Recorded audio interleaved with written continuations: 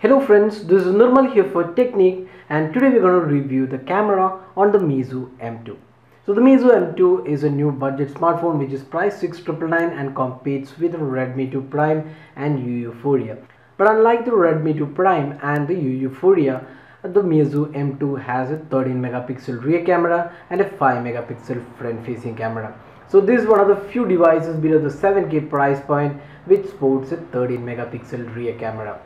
So now let's get started with the review of the camera on the Meizu M2. So first up, let's see the interface. So Meizu has been known for great camera capabilities, be it the Meizu M1 Note, M2 Note and even the MX5, the flagship phone, have great camera abilities. So now we have the Meizu M2 with the same interface. You can see the exact same interface we found on the Meizu M1 Note. So you can just swipe to the left or right side to get more modes. If you just swipe here, you can see the auto mode, manual, where you have additional controls like auto, ISO. You can change the ISO from 100 to 1600, exposure, focal length, and also the shutter speed, which can be maximum of 10 seconds.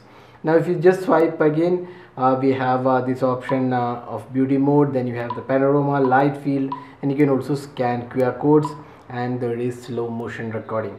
So these are the options available, modes available. And if you click at the bottom, you have this option to enable flash. Then there are additional filters included. So these are some of the filters included. You can just choose the filters and they are applied on screen. Then the ability to switch to front facing camera, and finally the settings. So in the settings we have a couple of options, you can select the photo size, large, medium and small. Then you also have the video recording, which is 1080p, 720p and 480p. You can also see, you can also enable HDR. You can change the storing location of the photos. So these are some of the options available in the camera. And the interface wise, this camera looks very similar to the M1 Note and the M2 Note, where you had the Flame OS.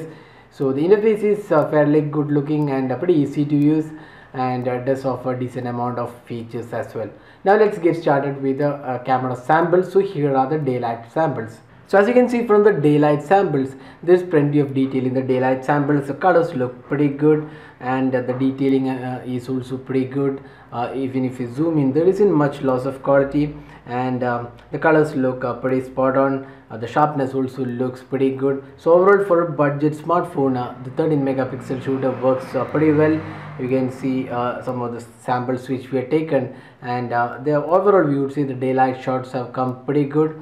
The overall clarity of the photos for a budget smartphone priced below 7K, this is pretty good quality. So these are some of the daylight shots. We have also taken some close-up shots, and you can see some of the close-up shots. Again, the detailing looks pretty good.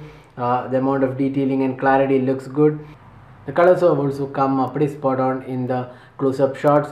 At times we did face some issue with autofocus. We had to manually focus it, and even with manual focus it was out of focus at times. But that we are thinking that it might be an issue with our unit, or it might be a software issue which could be easily fixed. But overall we would say the daylight shots and the close-up shots have come pretty good, and the overall clarity looks good for a budget smartphone. Now Meizu has been always known for great cameras, and the Meizu M2 is also a pretty decent camera in the budget category. Now moving on to the low light images. So here are some of the low light samples which we have taken, and you can see the detailing looks decent, but then there is a lot of noise creeping into these the low light samples. But with adequate lighting, it is able to create decent shots. The colors look slightly washed out in the low light photos, but then it's still acceptable for a budget smartphone, and the overall clarity looks pretty good. But with extreme low light conditions, it's pretty noisy. That is more or less acceptable, since this is a budget smartphone. The flash also works pretty well, but at times it is again overexposing the photos. You need to make sure that you are not too close to the object when taking photos.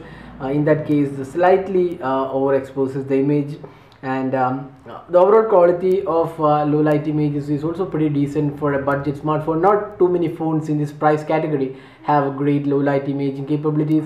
The Redmi 2 rather, the Redmi 2 Prime has pretty decent capabilities, and so was the Euphoria. So the Meizu M2 also produces pretty decent shots. in the low light category. Now the phone can record videos in 1080p and the sample was pretty good overall. There was plenty of detail and colors looked pretty good for this 1080p sample. Now talking about the front facing camera, this phone has a 5 megapixel front facing camera and the camera quality looked pretty good for a budget smartphone. So this 5 megapixel camera can be used for your selfies, for social sites. The colors also looked pretty decent, and overall clarity of the front facing camera was also pretty good. So that was the detailed review of the camera on the Meizu M2. So all in all, we would say this 13 megapixel shooter is a pretty capable shooter. It can produce pretty good shots in the budget category. If you're looking for great camera experience, this should satisfy most of your needs in the budget category.